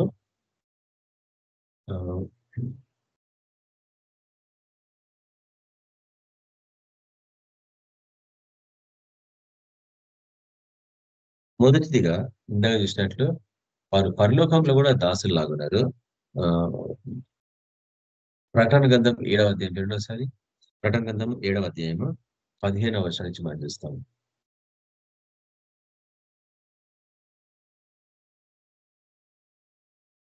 వీళ్ళంతా గొప్ప జన సమూహము మహాశ్రమలలో హతసాక్షులై గొర్రెల రక్తంలో వారి వస్త్రం ఉతుకున్న వాళ్ళు వీళ్ళందరూ. వీళ్ళు ఎట్లా అంటారంటే అందువలన వారు దేవుని సింహాసనం ఎదుట ఉండి రాత్రి పగళ్ళు ఆయన ఆలయంలో ఆయనను సేవించుచున్నారు. కాబట్టి 1,44,000 మంది ఏ రీతిగా లోపలికి వెళ్తున్నారో తర్వాత చాలా కాలం తర్వాత ఈ గొప్ప జన సమూహం అని నేను చూపించిన ఒకసారి. ఈ గొప్ప జన సమూహం ఎవరు అంటే హతసాక్షులు వచ్చేవారు ఎవరంటే బుద్ధిలేని కన్యకలు అని చూపించిన. బుద్ధి కన్యకలు 1,44,000 మందికి సాదృశ్యం అయితే బుద్ధి లేని కన్యకలు గొప్ప జన సమూహానికి సాదృశ్యము. వీళ్ళందరూ హతసాక్షులు అయ్యే సమయానికి అప్పుడు ప్రభుకి వారి జీవితాలు సమర్పించుకుంటారు. అప్పుడు సంపూర్ణంగా సమర్పించుకొని పరలోకానికి వస్తారు. అక్కడ వాళ్ళు తిరిగి పెళ్లి కుమార్తె స్థితికి ఎదుగుతారు అన్నట్టు. అక్కడ అది బహుదీర్ఘం అంటే చాలా ఆలస్యం. వాళ్ళంతా బయటనే సంచరిస్తుంటారు పరలోకంలో కూడా అని చూపించిన వాక్యం. ఆ గొర్రెపిల్ల వెలుగు కొన్ని కిలోమీటర్ల దూరంలో పయనిస్తుంటే ఆ వెలుగులో వీళ్ళు సంచరిస్తారు, కానీ లోపల పోవడానికి ధైర్యం చాలతలేదు. కానీ చివరికి వాళ్ళు లోపలికి పోయి గొర్రెపిల్లతో పాటు కలుసుకుంటారు. నేను మళ్ళీ చివరికి కూడా చూపించిన వాక్యం అది త్వరలో రాబోతుంది. మళ్ళీ ఎందుకంటే మన ప్రకటన గ్రంథాన్ని ముగింపు దశకు వచ్చినాం కాబట్టి ఆ వాక్యాన్ని మనం త్వరలో చూడబోతున్నాం అన్నట్టు. కాబట్టి మొదటిదిగా పరలోకంలో మరియు భూమి మీదను మనం ఆయనకి దాసులుగా ఉంటాము అనేది ఇక్కడ వాక్యం చెప్పబడింది మొదటిదిగా. రెండవదిగా ఒక దాసుడు దేవునికి తన యజమానికి ఎట్లా కుమారుడు అవుతాడు. ఇందాక నేను మీకు చూపించిన రతన్ టాటా ఎగ్జాంపుల్. రతన్ టాటా తన ఆస్తి అంతా ఎవరికి ఇచ్చింది? పిల్లలు లేకపోతే ఎవరినో పిల్లలుగా దత్తత తీసుకొని ఇచ్చినట్లుంది. కాబట్టి మనం అందరము దత్తతకు తీసుకొనబడ్డ వారం అనేసి వాక్యం హెచ్చరిస్తూ ఉంటది కదా. కాబట్టి దాసుడు ఎట్లా కుమారుడు కాగలడు? ఒకటే మార్గం. చూడండి, చాలా మంది జీవితాలను మనం చూస్తూ ఉంటాం. గొప్పవాడు పిల్లలు లేకుండా చనిపోతాడు, దాసుని పెట్టుకుంటారు, పనులను పెట్టుకుంటారు. ఈ పనులు జీవితాంతం ఆయనకి విధేయత చూపించినందుకు కృతజ్ఞత అర్పిస్తూ, కృతజ్ఞత భావాన్ని చూపిస్తూ ఆస్తులన్నీ రాసేసి వెళ్ళిపోతారు, వాళ్ళని మిగించుకుంటారు. ఇదే సీక్రెట్ మన దేవుని విధానాలు కూడా. ఎందుకంటే ఈ విధానాలన్నీ అక్కడ ఉన్నాయే పరలోకంలో. చూడండి ఒకసారి యోహాను సువార్త 15వ అధ్యాయం. అది మనకు బహు ప్రాముఖ్యమైన వాక్యం కదా. యోహాను సువార్త 15వ అధ్యాయము ద్రాక్షవల్లికి సంబంధించిన బోధ అది కదా. 15వ అధ్యాయం చూడండి. ఇప్పుడు యోహాను సువార్త 15వ అధ్యాయము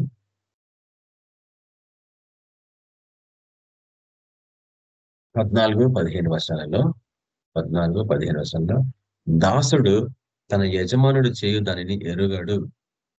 గనుక ఇక మిమ్మల్ని దాసులని పిలవక స్నేహితులని పిలుచుచున్నాను. ఎందుకనగా నిన్న తండ్రి వలన వినిన సంగతులన్నింటినీ మీకు తెలియజేసి తిని. ఇది సీక్రెట్ బ్రదర్ సిస్టర్స్. ఏం తెలుసా, నువ్వు ఎప్పుడైతే దాసుని స్థితికి ఎదుగుతావో అప్పుడే మర్మములన్నీ నీకు బయలుపరచబడతాయి. తండ్రి వలన నేను వినిన సంగతులన్నిటినీ మీకు తెలియజేసి తిని. ఎందుకు? మీరు ఇక మీదట దాసులు కాదు, ఇప్పుడు ఇప్పుడు మీరు నాకు స్నేహితులు. ఎందుకంటే ఒక దాసిలాగా ఉండి నువ్వు, దాసునిలాగా ఉండి నువ్వు ఎంతో విధేయత చూపించి ఎంతో నమ్మకస్తునిగా జీవించగలిగినావు కాబట్టి నేను నిన్ను స్నేహితునిగా ఇప్పుడు పరిగణిస్తున్నాను. కాబట్టి ఇప్పుడు స్నేహితుడు అంటే మరీ క్లోజ్.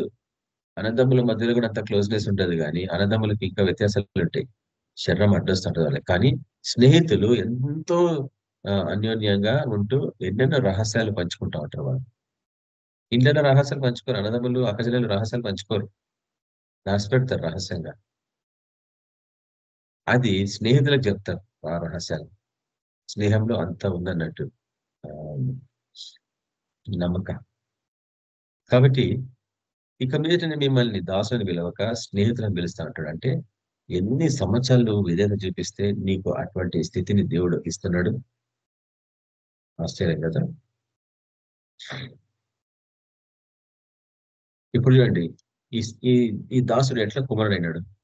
ఇక్కడేమో యోహాను సువార్త 15వ అధ్యాయం 14వ వచనంలో ఒక దాసుని స్నేహితునిగా మార్చుకున్నాడు. కానీ ఇప్పుడు చూడండి, గలతీయుల రాష్ట్ర పత్రికలో ఎట్లా తయారు చేసుకున్నాడు దేవుడు.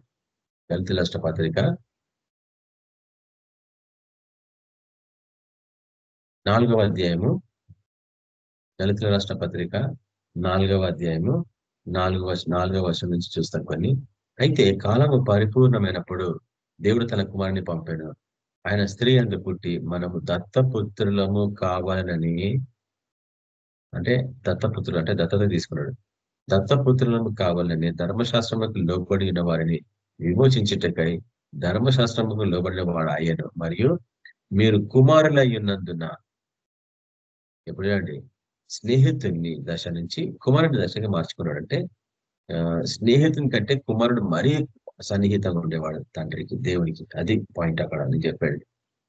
ఒక దాసుని లేక దత్తపుత్రుని స్నేహితునిగా మార్చుకొని స్నేహితుడి నుంచి కుమారునిగా మార్చుకోండి. అంటే నీ ఆత్మీయ స్థితి ఎంతగా ఎదిగిందో ఊహించుకో. ఈరోజు నువ్వు ఇంకా దాసునిలాగా ఉన్నావా? దాసు నుంచి స్నేహితునిలాగా మారినవా? స్నేహితుడి నుంచి కుమారుని స్థితికి మారినవా? మనమేమో నాజీరు చేపట్ట జీవము చివరి దశ దాసుని జీవితం అంటున్నాం. కానీ దాసుని జీవితం నుంచి బయటికి వస్తే నువ్వు ప్రతిరోజు ఆయన సన్నిధిలో జీవిస్తావు. ఎందుకంటే దాసుడు జీవించినట్టు మనం చూసినాం కాబట్టి. మరియు మీరు కుమారులు అయినందున నాయన తండ్రి అని మొరపెట్టు తన కుమారుని ఆత్మను దేవుడు మన హృదయంలోనికి పంపాను. కాబట్టి యేసుప్రభు ఆత్మనే పరిశుద్ధాత్మ, తండ్రి ఆత్మనే పరిశుద్ధాత్మ. ఇప్పుడు చూడండి 7వ వచనం, కాబట్టి నీవిక దాసుడవు కావు కుమారుడవే. కుమారుడవైతే దేవుని ద్వారా వారసుడవు. ఈ పాయింట్ నేను ఎందుకో విశదీకరించాలనుకున్నా కానీ టైం సరిపోకపోవచ్చు మనకి. ఏదో ఒక రోజు మీకు చూపిస్తాను. నువ్వు ఎప్పుడైతే దేవుని కుమారుడు అవుతావో, 7వ వచనం చూడోసారి, కాబట్టి నీవిక దాసుడవు కావు కుమారుడవే. కుమారుడవైతే దేవుని ద్వారా వారసుడవు. అంటే దేవునిలో ఉన్నవన్నీ నీకు వచ్చేస్తాయి. దేవునిలో ఏమున్నాయో అవన్నీ నీకు వచ్చేస్తాయి. కృపారులన్నీ వచ్చేస్తాయి. దేవుని శక్తులన్నీ నీకు వచ్చేస్తాయి. దేవుని అధికారం నీకు వచ్చేస్తుంది. సమస్తము సృష్టి మీద అధికారం నీకు వస్తుంది. ఎందుకంటే అది దేవుని ద్వారా తమ వారసులకు ఇస్తాడు దేవుడు, తన బిడ్డలకు ఇస్తాడు దేవుడు. కాబట్టి ఇది వాక్యానుసారంగా నేర్చుకోవాల్సిన పాఠం ఇది. నాజీరు చేయబడ్డ జీవితము చివరి దశ ఏ రీతిగా ఉంటుందంటే, నువ్వు దేవుని వారసుడు అవుతావు. అంటే దేవునిలో ఉన్నవన్నీ నీకు వచ్చేస్తాయి. దేవుని ఉన్న శక్తులన్నీ నీకు వచ్చేస్తాయి. అంత పవర్ఫుల్ గా నిన్ను తయారు చేసుకుంటాడు. లేకపోతే నేను పెళ్లి కుమార్తె దశకి ఎందుకు నేను తయారు చేసుకున్నాడు? ఆయనతో పాటు సమంగా నిలబెట్టుకోవడం కదా. పెళ్లి కుమారుని పక్కన ఉంటుంది ఎప్పుడు. ఆ లెవెల్ కి దేవుడు మనిషిని తీసుకోబోతుందంటే ఎంతగా ప్రాధాన్యత ఇచ్చాడు. కానీ ఇది ఆటోమేటిక్ కాదు. ఏవి కూడా ప్రతి దశలను పొరడాలా, శ్రమ పడాలా, సమస్తాన్ని పెట్టుకోపోయించుకొని జాగ్రత్తగా ఆ దశకి ఎదగాలను. అయితే ఎదగక ముందు నీకు కష్టాలు వస్తాయి ఖచ్చితంగా. ప్రతి దశలో, ఒక్కొక్క దశలో నువ్వు పైకి ఎదిగే కొద్దీ దానికి ముందు మరీ కష్టాలు వస్తూ ఉంటాయి. దుష్టుడు వచ్చి నీ మీద వ్యతిరేకంగా నీకు వ్యతిరేకంగా పనిచేస్తూ ఉంటాడు. నేను కొట్టి వేయడం కొరకు, నేను శోధించడం కొరకు, అవనాలు నిందల పాలు చేయడం కొరకు నీ మీద ఎన్నో నిందలు వేస్తావు, నేను సరిగా సమాధానం లేనికుండా చేస్తూ ఉంటాడు. నువ్వు అప్పుడు అర్థం చేసుకోవాలని నాకు నెక్స్ట్ ప్రమోషన్ రాబోతుంది, నేను ఉంటున్న కష్టాలు నా నెక్స్ట్ ప్రమోషన్కి దారితీస్తాయి. ఎందుకంటే ఇప్పుడు పడుతున్న శ్రమలు నెక్స్ట్ ఉన్నత స్థితికి నేను లేవనెత్తాయి అంటాడు పౌలు. కాబట్టి శ్రమలో ఉన్న వాళ్ళందరూ ఈ సత్యాన్ని గ్రహించాలా, ఏంటంటే నేను నెక్స్ట్ లెవెల్ కి ప్రమోషన్ కొరకు దేవుడు నన్ను సిద్ధపరుస్తున్నాడు. ఏది సునాయాసంగా ఫ్రీగా ఇవ్వడైనా నువ్వు ప్రయాసపడాల, కష్టించి ఫలించి అభివృద్ధి పొంది విస్తరించడి భూమిని లోపరుచుకోండి అంటే ఏంది? యుద్ధం చేసి నేర్చుకోవాలా, పొందుకోవాలా. కాబట్టి దేవుని వారసులము అనే పాయింట్ ఎప్పుడో ఒక రోజు బహు దీర్ఘంగా మీకు చూపిస్తాను.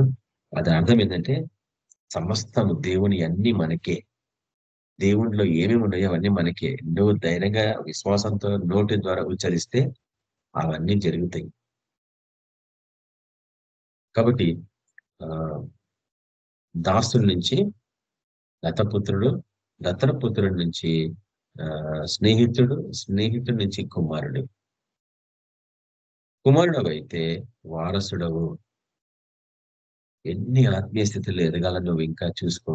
ఈరోజు ఎక్కడో కూడా చూసుకో. ఫస్ట్ పాయింట్, నువ్వు ఇంకెక్కడో చూసుకో. ఎన్ని దశలు ఇవి నీ జీవితంలో. తర్వాత మూడవ పాయింట్, మొదటి పాయింట్ ఏది? భూమి మీదనే కాదు పరలోకంలో కూడా మనము పరిచర్యలు చేస్తాం. దాసుని పని చేస్తాం అనేది, దాసుడు అని ఉంది అక్కడ, దాసులు అని ఉంది, ఆయన పరిచర్య చేస్తారని ఉంది. రెండవ పాయింట్, నువ్వు కుమారుని దశ నుంచి, అదేంది మన స్నేహితుని దశ నుంచి కుమారుని దశకు వచ్చి వారసుడు అవుతావు అన్న విషయాన్ని మనం చూస్తాం. ఏ రీతిగా నువ్వు ఎంత దీర్ఘకాలము విధేయత చూపిస్తే అంతగా. మూడవదిగా ఆయనలో అంటుకట్టబడిన జీవితం. దాసుడు ఆయనను అంటుకట్టబడి సమృద్ధి గల జీవాన్ని పొందుకున్నవాడు. అది మనం చూస్తున్నాం ఎన్నిసార్లు. యోహాను సువార్తలో చూస్తాం చూడండి. యోహాను సువార్త 10వ అధ్యాయం. యోహాను సువార్త 10వ అధ్యాయము 10వ వచనం చూడండి.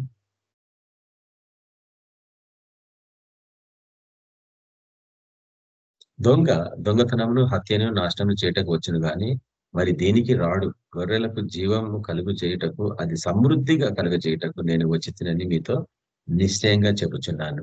కాబట్టి ఆయన మనకి సమృద్ధి గల జీవితాన్ని ఇస్తాడంటున్నాడు.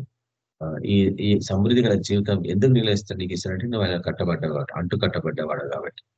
అదే యోహాను సువార్త 15వ అధ్యాయం చూడండి. యోహాను సువార్త 15వ అధ్యాయము 7వ వచనం. యోహాను సువార్త 15వ అధ్యాయము 7వ వచనం. నా యందు మీరును మీ యందు నా మాటలను నిలిచిన యెడల మీకు ఏది ఇష్టమో అడుగుడని మీకు అనుగ్రహింపబడును. ఈ పాయింట్ అర్థం చేసుకోవాలి మీరు. మీ ప్రార్థనలకు ఎందుకు జవాబులు రావంటే మీ ప్రార్థనలో దేవుని వాక్యం లేదు. నా యందు మీరు మీ యందు నా మాటలు, ఆయన వాక్యాలని జ్ఞాపకం చేసుకొని ప్రేయర్ చేయి, నీ ప్రార్థనకి జవాబు వస్తుంది. లేకపోతే ఎంతగా ప్రార్థన చేసినా నీ ప్రార్థనకి జవాబు రాదు. ఎందుకంటే అందులో జీవం లేదు, అంటే అందులో వాక్యం లేదు. వాక్యమే జీవం కాబట్టి నేను కొన్నిసార్లు కూడా మీకు చూపించిన, పరిశుద్ధాత్మ లేకుండా యేసుక్రీస్తు నామం పనిచేయదు. పరిశుద్ధాత్మ అభిషేకం అవసరం యేసుక్రీస్తు నామం పనిచేయాలంటే. అందుకు ఫస్ట్ పాయింట్, మీరు పరిశుద్ధాత్మ పొందుకోవడానికి ప్రయాసపడాలి. అందరికీ అది ఉచితంగా ఇస్తాడు దేవుడు. కాబట్టి దాని కొరకు నువ్వు ప్రయాసపడకపోతే మటుకు ఎట్టి పరిస్థితుల్లో అడుగు ప్రతివానికి ఇస్తాడు ఉచితంగా. అడగకపోతే మటుకు పరిశుద్ధాత్మ ఎవ్వరికి రాదు. కాబట్టి నీ ప్రార్థనలకి జవాబు రావాలా అంటే దాసునిగా అయిన హృదయంలో నీ ప్రార్థన జీవితం ఎట్లా ఉన్నది ఈ వాక్యం హెచ్చరిస్తుంది అన్నట్టు. ఆయన్ను అంటుకట్టబడ్డవాడు నువ్వు.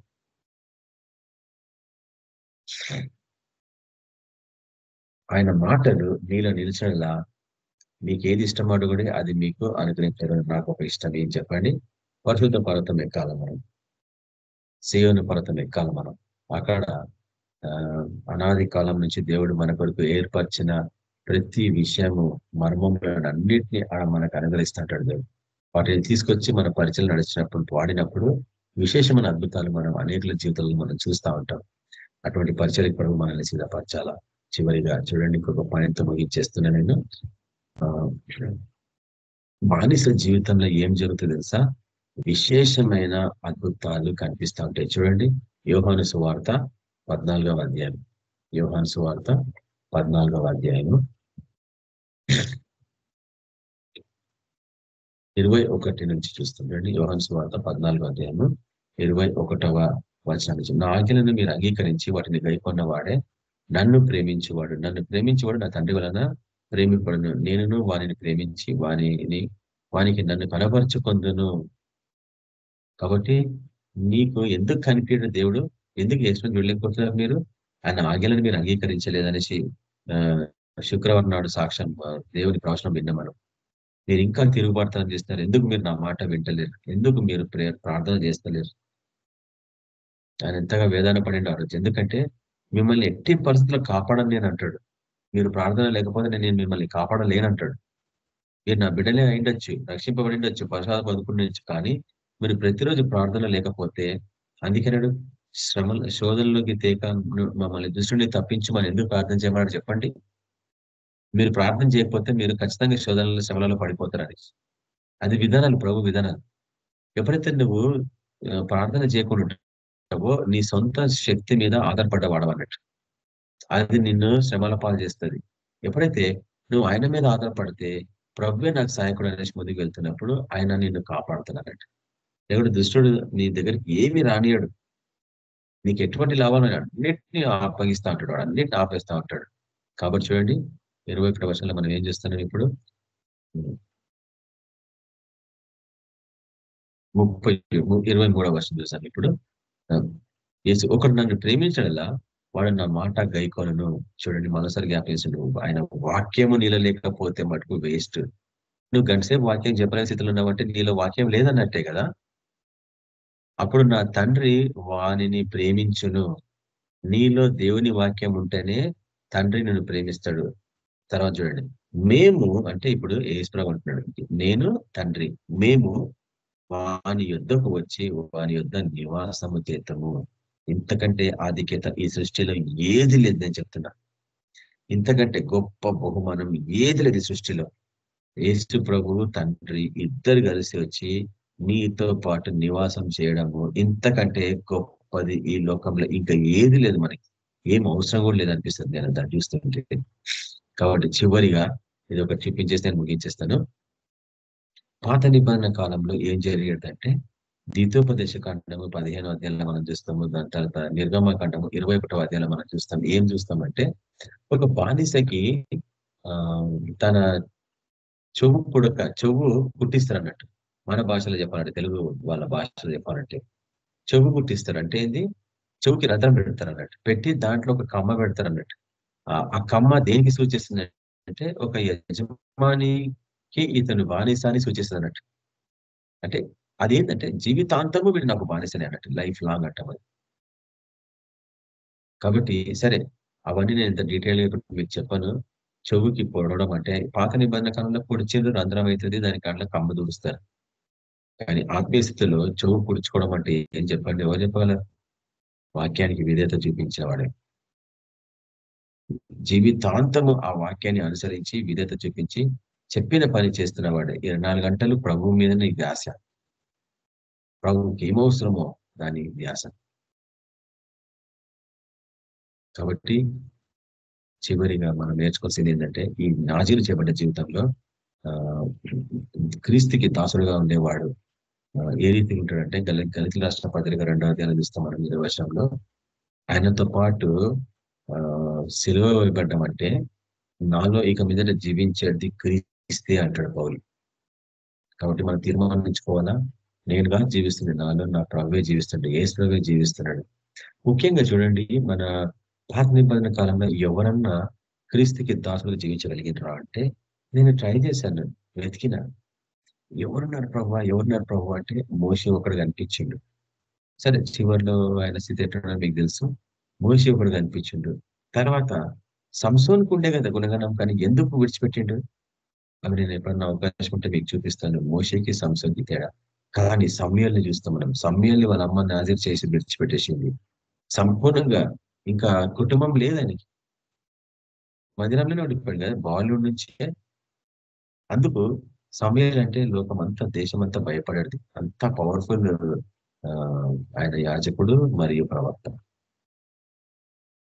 తర్వాత మనకు ఎవరు కనిపించారు అటువంటి బానిసత్వము జీవితాన్ని అనుభవించిన వాడు మోషే ఒక్కడే. అంతా సమర్పించుకుంటూ కుటుంబాన్ని కూడా విడిచిపెట్టేసిండు, భార్య పిల్లల్ని కూడా విడిచిపెట్టేసిండు, విడిచిపెట్టి సర్వ సమాజం కొరకు తన జీవితం అంతా ప్రయాసపడిండు. అటువంటి బానిసత్వపు జీవితం జీవించిన వాడు మోషే ఒక్కడే. పాత నిబంధన పుస్తకాలలో సమయంలో కూడా కనిపిస్తాడు దీర్ఘకాలంగా. తర్వాత పౌలు ఒక్కడే కనిపించిండు నాకు కృత నిబంధనకు వచ్చేప్పటికీ. పౌలు తర్వాత యోహాను భక్తులు ఒక్కడే కనిపించిండు నాకు. తక్కిన శిష్యులు అంత దీర్ఘంగా కనిపించారు. వాళ్ళు చెదిరిపోయినాక యూరోప్ లో అక్కడిక్కడ సేవ చేసిన రకరకాల దేశాలలో. ఇప్పుడు అవకాశం కూడా చూపిస్తా. ఏ శిష్యుడు ఏ దేశానికి పోయి పరిచయం చేసాడు? తోమా అనే శిష్యుడు మన దేశానికి వచ్చి పరిచయం చేశాడు. అట్లనే రకరకాల శిష్యులందరూ రకరకాల దేశాలకు పోయి పరిచయం చేసి అక్కడ వాళ్ళ జీవితాలు ముగించుకున్నారు హత సాక్షులుగా. అంటే అందరూ క్రీస్తుకి బానిసలాగానే జీవించారు. మరి విశేషంగా కొత్త నిబంధన పుస్తకంలో పౌలు చేసినట్లు, యోహాను భక్తులు చేసినట్లు మనం చూస్తాం. ఆంధ్రయ్య కూడా బహు కష్టపడి సేవ చేస్తాడు. ఏ రోజున కూడా మీకు చూపిస్తాడు. ఆంధ్రయ్య సేవ పరిచయం వల్లనే ఇటలీ దేశం అంతా మారిపోయింది సంపూర్ణంగా. ఎప్పుడైనా మీకు చూపిస్తాను ఇవన్నీ విషయాలు. నేను ఈ రోజుకి ఈ వాక్యాన్ని మనం ముగించుకుంటున్నాము. కాబట్టి ముగింపు దశలో మనం ఏం చేస్తున్నామంటే, మనల్ని కొనుక్కురైన మరణం స్థాపన పురం ద్వారా మన సొత్తు మనం కాదు. కాబట్టి మన జీవితాంతము ఆయనకి బానిసలమే. ఆయన మన యజమాని, ఆయనకి సంతోషపరచడమే మన బాధ్యత. ఇప్పుడు మనం పరిశీలించుకోవాలి, ఇంతకాలం నువ్వు సంతోషపరిచినవా తండ్రిని?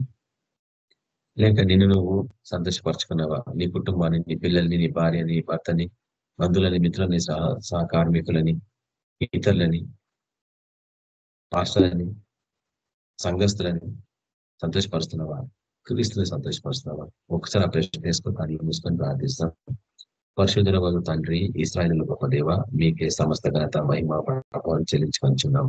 నైనా ఆ యొక్క నాశనం చేయబడ్డ జీవితపు చివరి దశ గురించి మీ ఏదైనా ధ్యానిస్తుండగా ప్రభావ, మోషే సంవత్సరాల జీవితము, సమీర జీవితము, పౌల జీవితాలను మీరు మాకు హెచ్చరికలాగా చూపిస్తున్నారు ప్రభావ.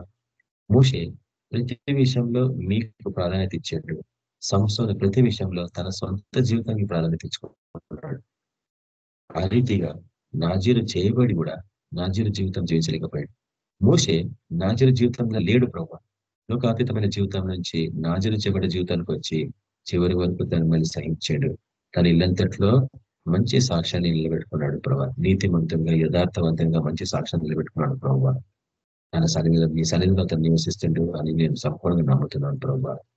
కాబట్టి నేను దాసుని గుణము మాకు అందరికీ అనుగ్రహించండి.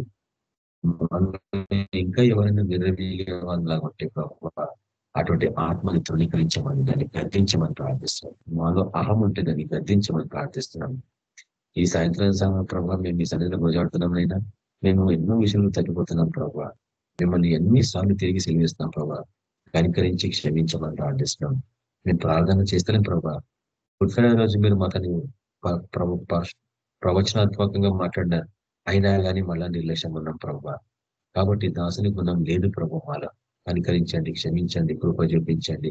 మేము తిరిగి రోషం కలిగి, పౌరుషం కలిగి మీ కొరకు సంపూర్ణంగా సమర్పించుకొని దాసుని గుణం కలిగి ముందుకు పోయేగా మమ్మల్ని అందరినీ తయారు చేయమని, ప్రతి ఒక్కరిని ముట్టండి, స్వస్థపరచండి, అద్భుతాలు చేయండి. వారి కుటుంబంలో శాంతి సామర్థ్యం చేయండి. మనోజ్ బ్రదర్ కుమారుడికి ఆ యొక్క సర్జరీ సక్సెస్ఫుల్ అయిందని మేము రిపోర్ట్స్ విన్నాం ప్రభావ.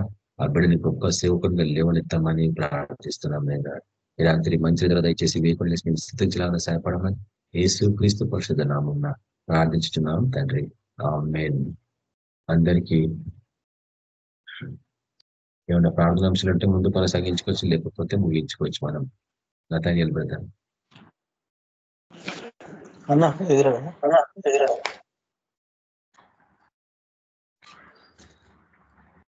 ప్రార్థనాంశాలు ఉన్నాయా బ్రదర్? ఉన్నాయన్నా. సరే. యేసుబాబు గురించి, అలాగే ఇర్మియా బ్రదర్ గురించి, అర్చిత సిస్టర్, నవీన్ బ్రదర్, అంతే. అయితే యేసుబాబు గురించి ప్రార్థించండి. Deepa sister, praise lord sister.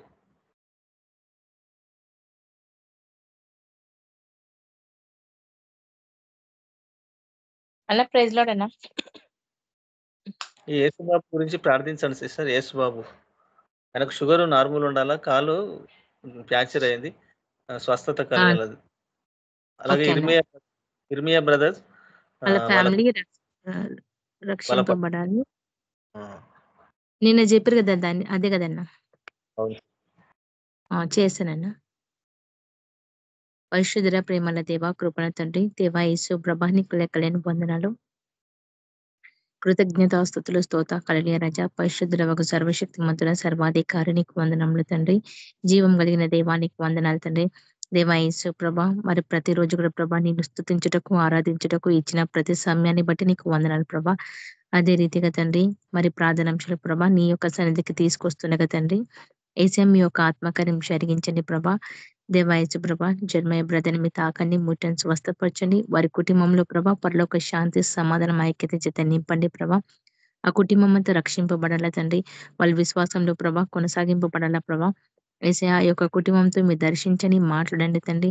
ఆ యొక్క కుటుంబం అంతా కూడా ప్రభా నీ సన్నిధికి రావాల తండ్రి. దేవా కుటుంబం అంతా ప్రభా గ్రహించాల ప్రభా. వారికి వారి వాళ్ళ ఆత్మల చేత మీరు మాట్లాడండి ప్రభా. కుటుంబం అంతా కూడా ప్రభా ఏక మనసు కలిగి ప్రభా ప్రార్థించాలా. ఏక మనసు కలిగి ప్రభా నీ యొక్క సన్నిధి ప్రభా అనేకులకు ప్రభా నీ కీర్తిని సత్యని ప్రకటింప చేసేలాగా ప్రభా ఆ యొక్క కుటుంబానికి మీరు తయారు చేసుకోమని ప్రార్థిస్తున్నాను తండ్రి. దేవా ఆ యొక్క కుటుంబం పట్ల ప్రభా మీరు అద్భుతాలు ఆచకాలు జరిగించండి. ఆ యొక్క కుటుంబాన్ని మీ సాక్ష్యంగా నిలబెట్టండి ప్రభా. అదే రీతిగా ప్రభా యేసుదాసు బ్రదర్ విషయాన్ని కూడా ప్రార్థిస్తున్నాం తండ్రి. యేసయ్య మీ యొక్క ఆత్మకార్యం జరిగించండి. ఆ బ్రదర్‌ని ప్రభా మీరు తాకండి, ముట్టని స్వస్థపరచండి.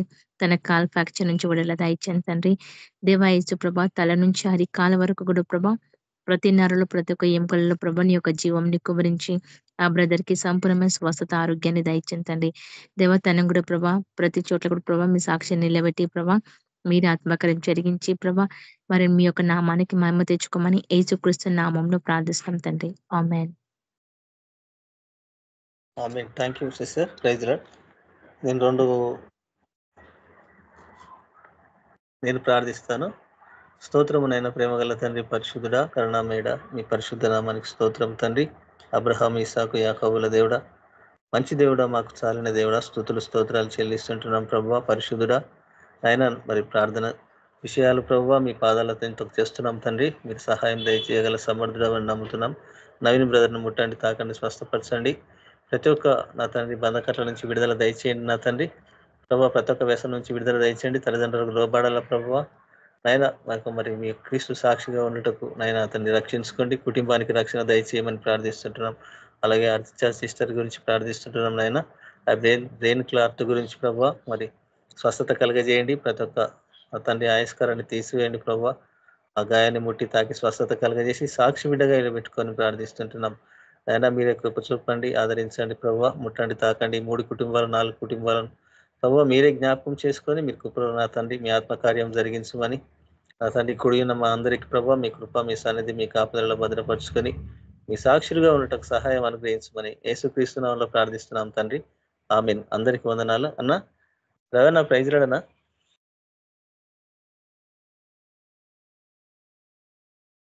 Ravi brother brother praise lord brother. మీరు ఆశీర్వాదం ఇవ్వండి బ్రదర్. Brother praise lord. ఆశీర్వాదం ఇవ్వండి brother.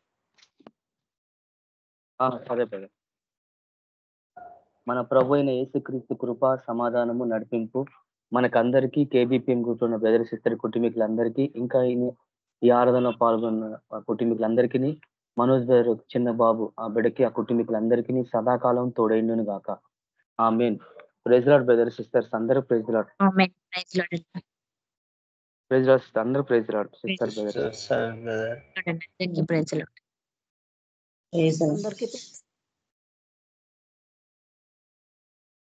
Praise the Lord, brothers and sisters. Praise the Lord.